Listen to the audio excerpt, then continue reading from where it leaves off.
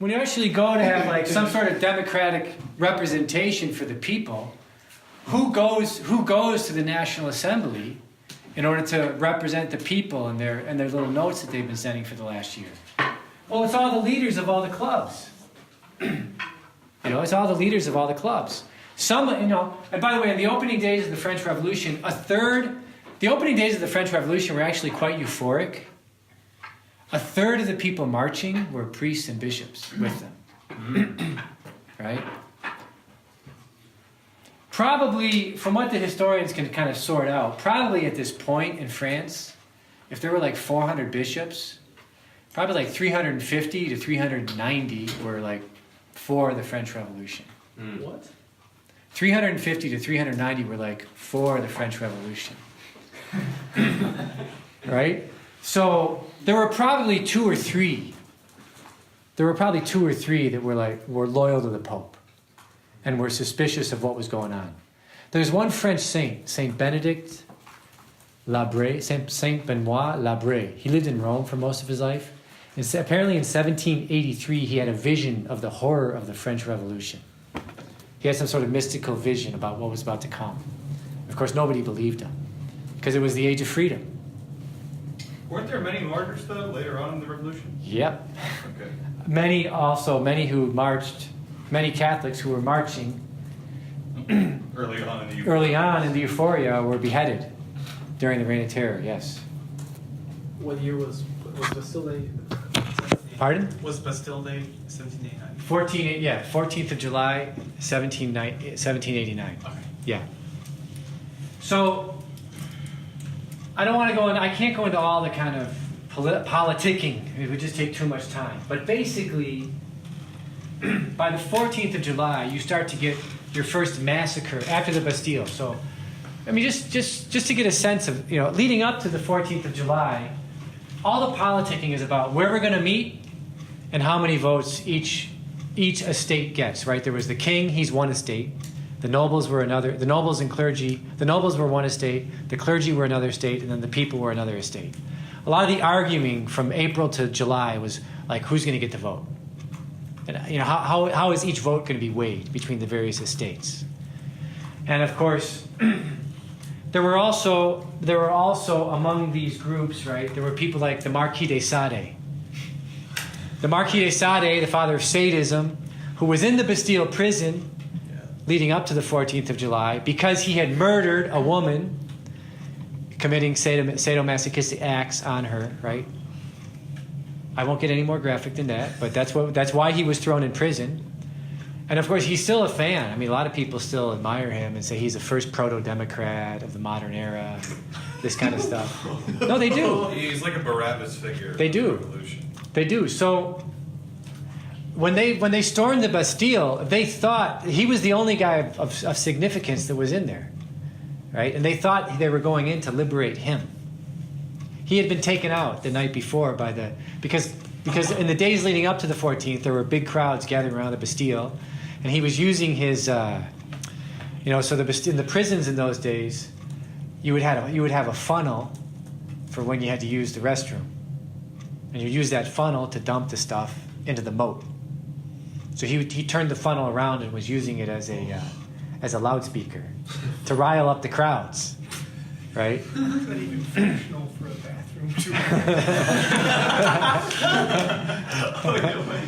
I'm just saying that's what happened. I'm not saying, right? And so he was getting the crowds riled up leading up to the 14th.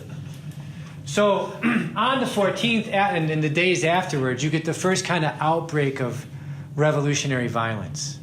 You get these scenes where they'll chop people's heads off and carry them around on pikes, right? Which is actually a great image of the revolution. If the head represents reason, and you're chopping them off and carrying them around on pikes, right? That's kind of, I think, a great example of what you're doing.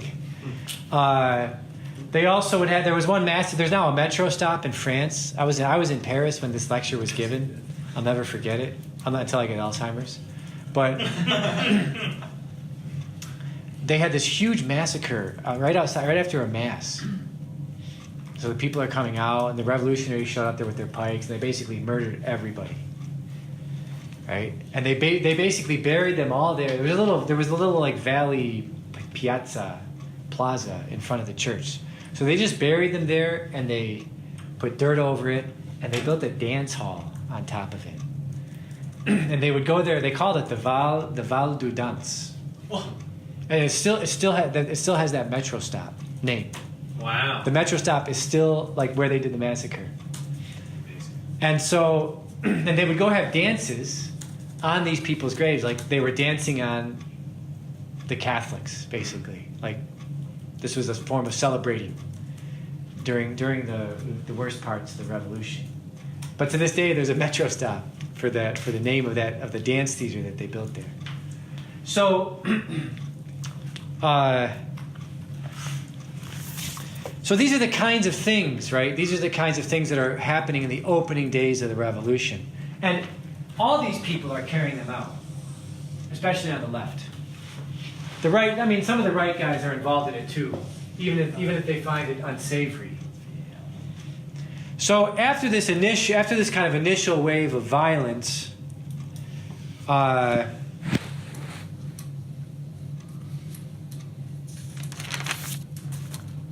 you start to get a debate among the assembly, like they realize this is between 1789 and 93. This is the thing that always happens with the left, right? They start eating themselves, right? They start breaking up into various factions. And in the debates about, well, what kind of laws are we going to pass? How are we going to run the government? Also, during this time, like for example, at one point, the Girondins, they gain a kind of majority in the National Assembly. Were they? They're kind of like, they want to follow the American Revolution. They want basically laissez-faire economics and local powers. Why? Because the businessman can dominate in the local government. I mean that's essentially, you know, meet the new boss, same as the old boss, right? But they're natural. I mean, they're all naturalists of various sorts. The biggest followers of Rousseau are the Jacobin, and Robespierre is the leader of the Jacobin. One of their big debates becomes church and state. What do we do with the church? And they had this interesting debate. Should we be like the United States of America or not? And what they understand that James Madison has done in the United States of America, kind of they get this mostly from, like, I think James Madison, Thomas Paine, Thomas Jefferson, right? They say, and they basically say, look, in England and in the United States, the way that you neutralize religion, the authority of religion in society, is you proclaim pluralism. You proclaim religious freedom. And what you as the government do is you kind of assist the various sects to keep them alive, and you keep them warring with each other. And like in England, if you have like 45 Protestant churches, right, you can just proclaim religious pluralism, religious freedom, and just keep the religions warring with each other, and then you just negate religious authority, any kind of exercise of religious authority. And that's what they've done in the United States. So some of them are like the Girondins argue, well, we should do that here in France. But the others object, and they say, wait a second. If you have religious freedom in France, all the Catholics will vote for royalism, right? And all the Catholics will vote for laws that favor the Catholic Church. I mean, you'll end up having cooperation between church and state. And one of the points of the revolution is to get rid of despotism, priestcraft, ignorance, right, and the black reaction. So you can't have religious freedom. You have to create that the mass of Catholics is too great, so that you can't have American religious freedom, because the only purpose of religious freedom is to neutralize religious authority. Yes. Where were all these Catholics? If there's such a mass of Catholics, where are they in this General Assembly? They're at their Sacred Heart devotions, and they're praying the rosary. Praying the rosary. So they just didn't get involved in politics? They weren't. I mean, they're not. They're also. I mean, they're at their. Paris, right? They're in the Vendée. They're not so strong in Paris. They're in the provinces. They're on their farms. They're with their nobles. you know, And represented by people on the left. and they don't really know. Oftentimes, it's like Hispanics in the United States. They know who's really representing them. You know. It's like all those people that came out Yeah. 2016. You don't know where those people are. So this is mostly Not in the New York left. City. I can Pardon? So Jeff, this is mostly the left, what you were just describing in terms of overthrowing the monarchy. And, Yeah. but what about the enraged priests? Pardon? The enraged Catholics? So the priests are all, they're all for, what they're all for is they say, yeah, you can't have religious freedom in France. Because if you have religious freedom in France, the Catholics will vote for Sacred Heart devotions and the Rosary, you know? so what they end up arguing is that we should just have a national French church. Right. But they don't know what's coming. So, and they also there's a very popular notion at the time, like, you know, every so often you just need to reach you need like a fire that regenerates society. So maybe now's the time. During this time also, you get, first of all, at the beginning of the French Revolution, Great Britain starts to lay siege to France. They basically set up a naval blockade because they want to force the issue to try to force a constitutional monarchy. They get their allies. They start collecting allies in the east, Prussia, Austria. They get them to start trying to attack the French. So you get external pressure. They also, like at one point, the Gironde lose out. At one point, the Jacobins and the Enragés, they form a coalition to outvote the Girondins.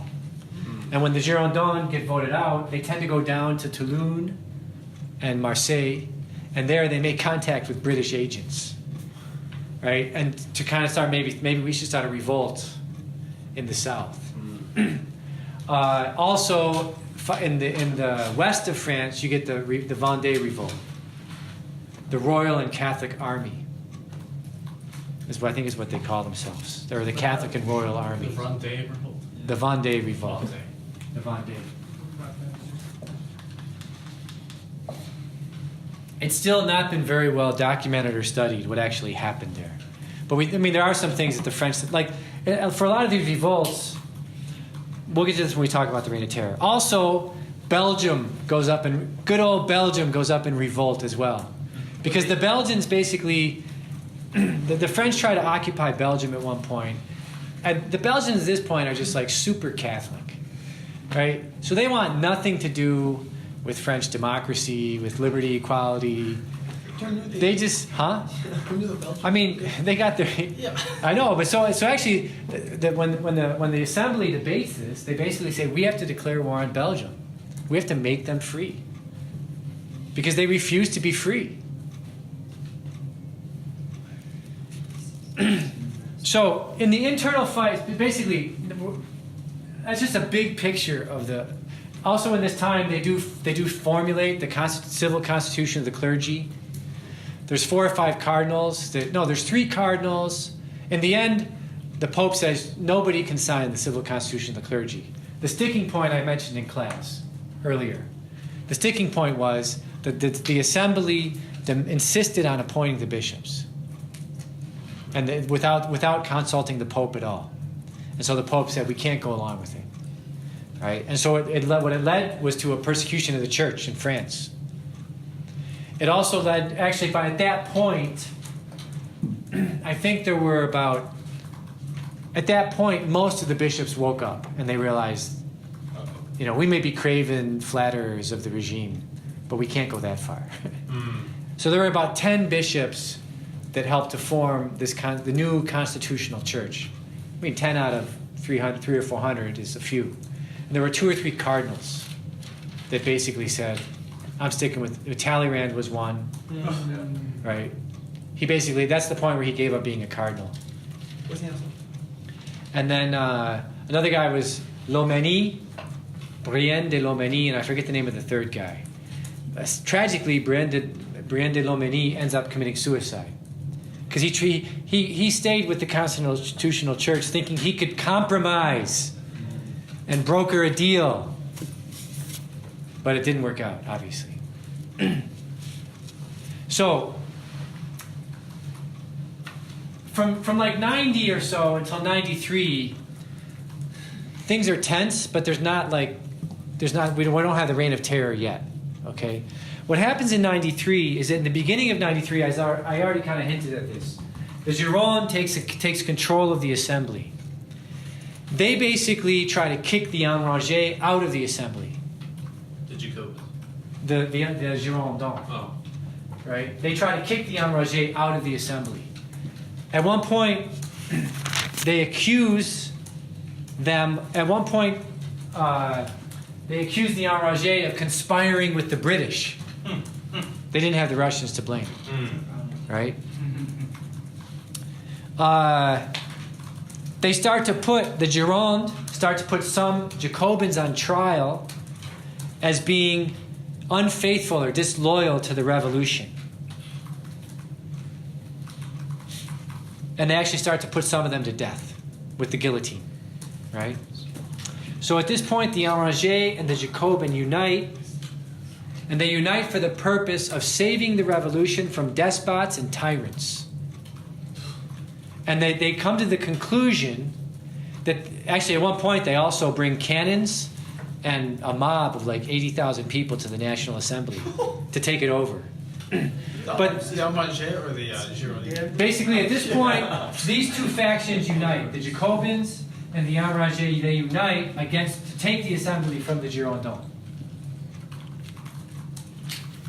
And at this point, what happens is they declare a government of revolutionary terror. They say, look, with all these civil wars happening in the Vendée, the Gironde in the south are against us. Who knows? There's British agents all over the place trying to start proxy wars. They were losing battles both in the Vendée at this point and in the east to the Prussians. So at this point they say, well, basically, there's also they were oftentimes like upset at these nobles, the rich nobles, because they realized they're just profiting from the revolution. The army was in chaos. So they basically declared the only way to fully implement freedom, equality, is revolutionary terror. We basically have to get rid of anyone who is unfaithful to the principles of the revolution. By the way, there's a party that kind of grows, the Enragés party, a segment of them, they form a new party called the Sans-Culottes. In other words, but the Sans-Culottes meant so. Oh, no pants. No. So they would wear like knickerbockers over their blue jeans, like their blue worker trousers. So what the Sans-Culottes did is they took off the breeches, the knickerbockers, so you could see they're just kind of like blue jeans, like blue pants. Yeah. Corduroys? Yeah, so it's not that they were going around. They weren't going around in their underwear, right? They were going around in their like worker pants. So are these still sort of these social justice priests in the Enragés? Yeah. So when the Enragés, when they take over at the beginning of the Reign of Terror, one of their leaders, a guy named Jacques Roux, who was a priest, he says, "Look, we've had this revolution for 4 years. The people have got nothing out of it. They haven't gotten better roads. The only thing that's happened is that the nobles have gotten more money." Right? Famine, we've had more famines, we had price increases. And so what we need to do, he says, we haven't gotten any justice at all. So the first thing that they decide to do, there's this fellow named Fouché. Fouché's a great figure, an interesting figure. Fouché was like a master police officer.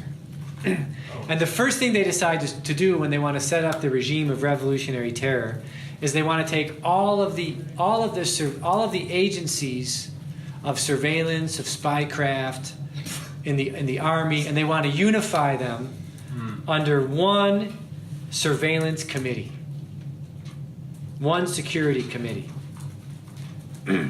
which they call the Committee of Surveillance.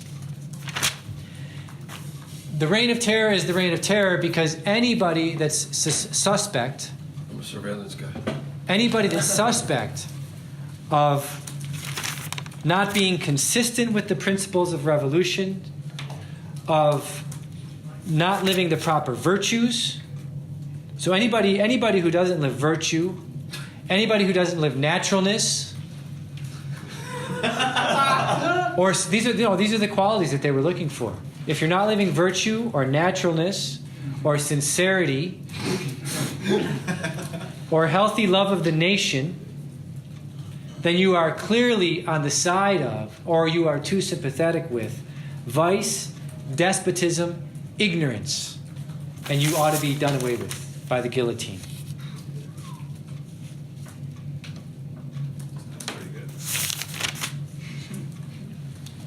So the law of suspicion could lead anybody to a rapid trial and death. And it's during this time that about 1/20th of France dies by the guillotine. This is the law of suspects? Yeah. Okay. And then this is also when they'll go to try to put down the revolt in the Vendée. Like they'll go to a village, they'll get all the young men and all the young women, they'll get them in their birthday suits, they'll put them together, and then kill them. The Right. priests, they put priests religious. No, they kill all sorts of priests and religious get killed. If they don't flee, they can get killed. They also developed a thing of like putting people on barges and then sending the barge out into the river and then lighting it on fire, or somehow making it such that it will sink. Martyrs of Sebastian. Pardon? The Martyrs of Sebastian. Like the martyrs of Sebastian, yeah. So they come up with all these kind of crazy ways of killing people as well. It's during the Reign of Terror that they begin the first levée en masse for the army, right? A universal draft. They declare the new rights of man, which basically they're going to try to fully implement, which involves the right to work, Social Security, the death penalty to anybody who hoards, price limits, forced de-Christianization. They try to come up with a new religion called the Cult of Reason. They turn Notre Dame Cathedral into the Temple of Reason.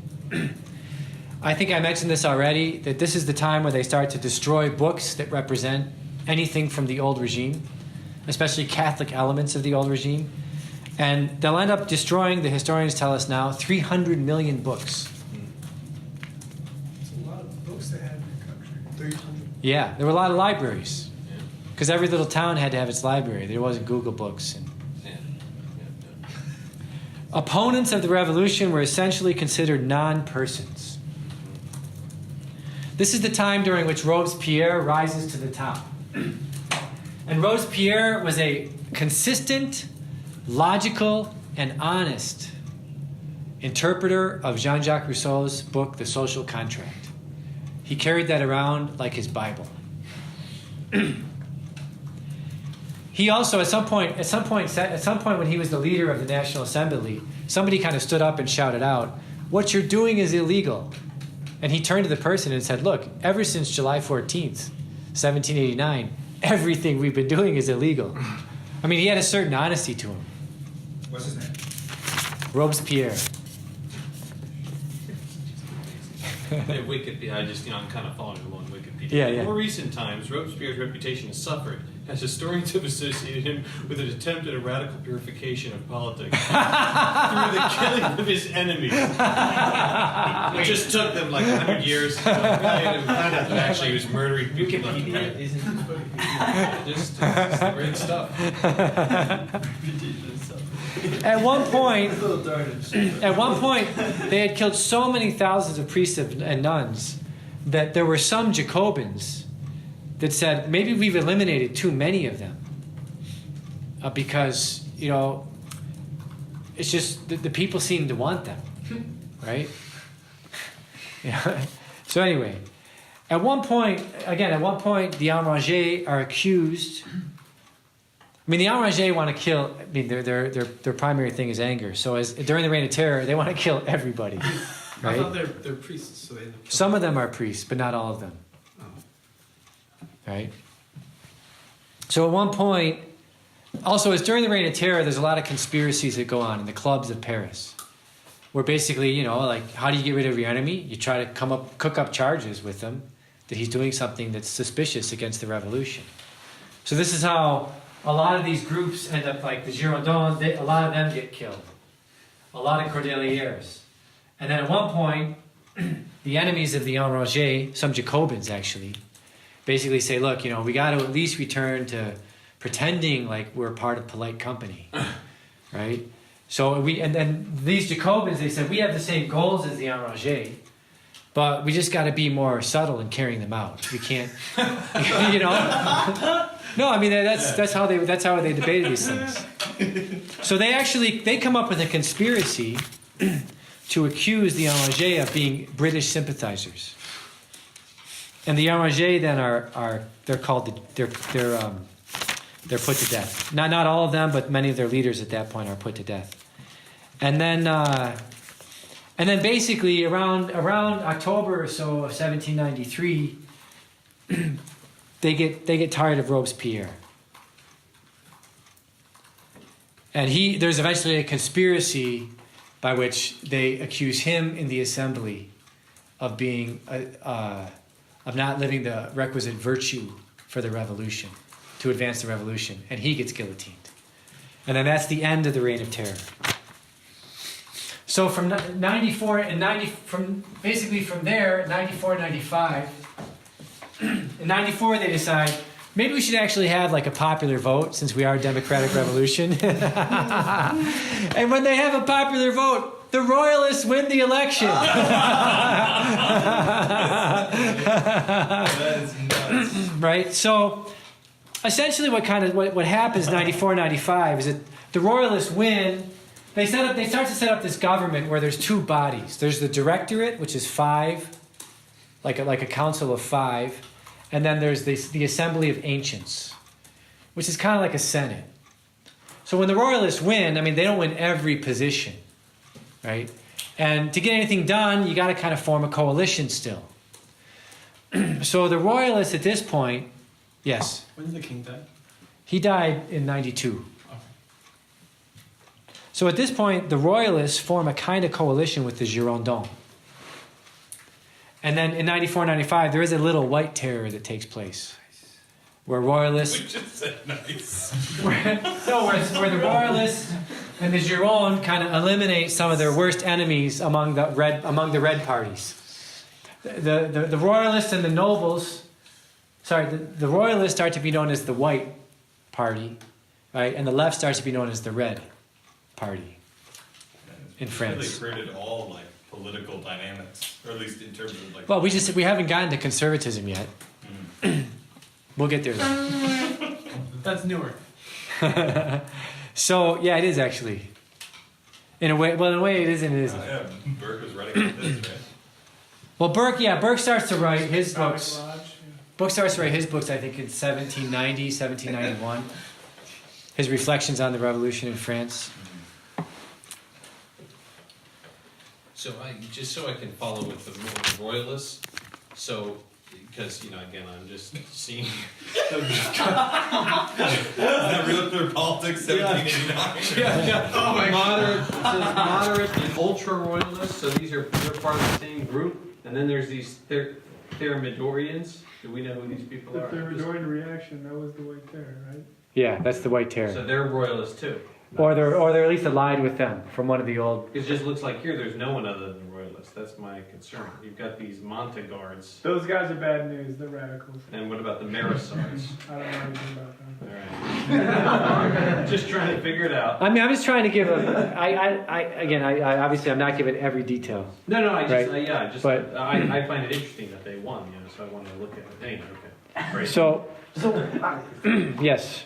What's if the royalists are in power? Is there an attempt to reinstate the king? No, there's not enough time because by 95, the Jacobins conspire again to basically to have a coup that purges the royalists and the Girondins, the faction that was governing from 94, 95, to purge them from the assembly. And they get help from 2 generals. I forget, one of them's name is Napoleon. Right, Napoleon comes from the Jacobin clubs. And in 95, they set up another government. They set up a new religion, theophilanthropy. By 95, France has fallen into a state of illegal chaos. The entire educational system is broken. The army is in disarray. Whenever they expand the electorate, the royalists win. Whenever they limit the electorate, the Jacobins win. Right? They once again in '97 they expanded the electorate again. They thought, well, maybe these 2 years of the maybe these 2 years of the Jacobins ruling has taught the people a lesson, right? Just like the EU does with its various countries. We got to teach the people a lesson so they finally vote the right way. But in '97 they still voted for the royalists. They reconfigured somehow the electoral laws in '98, and the Jacobins got back in with a more limited electorate. And so finally what happens is, basically Talleyrand and this guy called the Abbé Sieyès. Abbé Sieyès is a priest that kind of survived the revolution as a revolutionary. And Talleyrand he's a pragmatist who always wants to come out on top. So these guys are part of a conspiracy in 1799. I mean, we just did a very quick and dirty history of the French Revolution. But anyway, Sieyès and Talleyrand in 1799, they're part of a conspiracy to say, look, we got to put an end to all these conspiracies and coups and counter coups and reactions and counter reactions and terror and counter terror. And their basic idea is we got to get together the guys from the modern Enlightenment who ran the administration before the revolution. And we got to put them together with the best and brightest of the revolutionaries. And we got to create an administrative state that's stable and that implements the principles of the revolution over time. But we need a figurehead. And what better figurehead than a general who never loses battles? Right? Because success means God is on your side. Right? So they basically God we don't believe in. Well, so they basically go to Napoleon and they say, look, will you be the front man for a new directory? And we'll basically put technocrats to rule alongside you.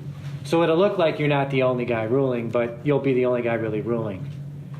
And you'll let Talleyrand and the other technocrats, you'll let us run the administration. Administer the country and create the bureaucracy to administer the country. And Napoleon is like, great. Great. What is there a name for this conspiracy? I forget the name of it, but it's 1799. It's the one that brings Napoleon to power. Okay. I'm sure there's a name for it, but I don't remember it right now. Yes? In 1797, when France is super weak and this whole chaos thing is happening, the army's in disarray, how come foreign countries aren't taking advantage of this? They're trying to. But beginning in 95, Napoleon starts to, and they have some victories. Napoleon and some other generals are able to get enough organization to where they do have some significant victories. So you're like kind of And there's also, sorry, I forgot to mention this. There comes a point in the French Revolution where they basically say, look, the only way the revolution will survive is if every country has its revolution. Because they realize, I mean, we've made too many enemies. Right? I mean, in other words, every country has nobility. Every country will be hostile to us unless we eliminate their nobility. I mean, it's logical. Is it? I think we also forget France was like a real superpower. I mean, they had a huge population. They were gigantic and powerful. Yeah. Despite this, Yeah, I mean, they had a huge population. They had probably the best land army even into World War II. of anyone around. Yeah. So the constitution at France at this point becomes kind of an amalgam. I think that's the best way to. I think that's how amalgam. That's how Napoleon would describe it. So what is the amalgam that makes up France at this point? Basically, as Napoleon's taken power, during one of the processions which he's taking power, he turns to a priest and he says, tell your pope, go tell your pope, I want to give him his people back. Right? So this priest kind of runs, because he gets down to Rome and tells Pius VII that Napoleon wants to negotiate. Actually, it's a quite funny story because at this point in Rome, there's two parties among the cardinals. There's the Zelanti and the politicanti. Right? The Zelanti are like, we don't want to deal with anything, Napoleon, anything in France anymore. We don't want any dealings with them. We're just going to organize the church as like an underground church. And no concordats. All we'll do is we'll point out errors, make it clear to the people what the errors are, and then we'll just run the church. Right? That's kind of more or less the Zelanti. I mean, and they're all. I mean, they're not. We're not talking about doctrinal errors here. We're just talking about political strategies.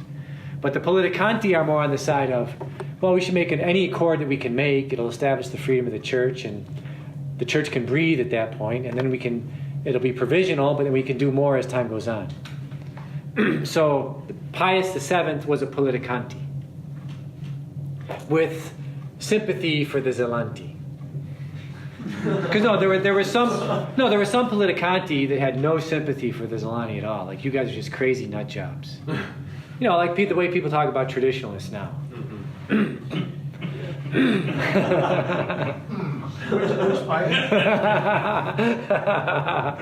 Pius VII. So what happens is Pius VII says, well, yeah, he sends his Secretary of State up to Paris. And when he gets to Paris, Napoleon says, okay. He gets his ministers together, and he gets Consalvi together, and he says, you have 5 days to come up with the Concordat. After 5 days, if you don't come up with one, it's over. Right? It's kind of like a Trump figure. No, in a way, it's Trump-esque, yeah. So basically, after 4 days, they had made a number of advances, right? But after 4 days, they realized, well, it's going to take us like 3 more weeks, because the Romans always work slow, and Romans are always like, tell me. And they always don't like what you're saying, but they'll say, oh, I like what you're saying. Tell me more. I'm your best friend. Of course I'm your best friend, right? Right? You don't get this in a history book. No, so what happens is after 4 days, Consalvi, they basically go to Napoleon and they say, look, we need like another month or so. And Napoleon's like, the agreement has to be made tomorrow. You have to stay up all night tonight. It has to be made tomorrow, or there's no more negotiations. Negotiations are off. And so they stayed up all night and they came up with the Concordat. Wow. Right? And was it a good deal? Well, so it gave the church freedom. It gave the church freedom. Yeah. A lot of the Zelanti were upset because the church went along with reorganizing the diocese in France following the political reorganization that took place during the French Revolution. So a lot of dioceses were merged together. All bishops had to resign, and then they were reappointed by Pope Pius VII. And so it was kind of like... Why did you resign? Basically so that there would be... Because they reformed every diocese. Oh. But I'm sure with those appointees, Napoleon was saying, right? Well, yeah, I mean, the church always does that. They give you kind of a right of refusal. You don't like this guy, fine, I won't put him there. And so a lot of times afterwards, some people, in some places, so it was kind of a mishmash, but at least gave the church freedom to breathe again. Yeah. Right? So what's the amalgam, though? From Napoleon, the amalgam is his administrators. His administrators are, by and large, they're for the bureaucratic state, but they're also for capitalism. Right? They want the wealthy few nobles to also be guiding the state and enriching the state. Right?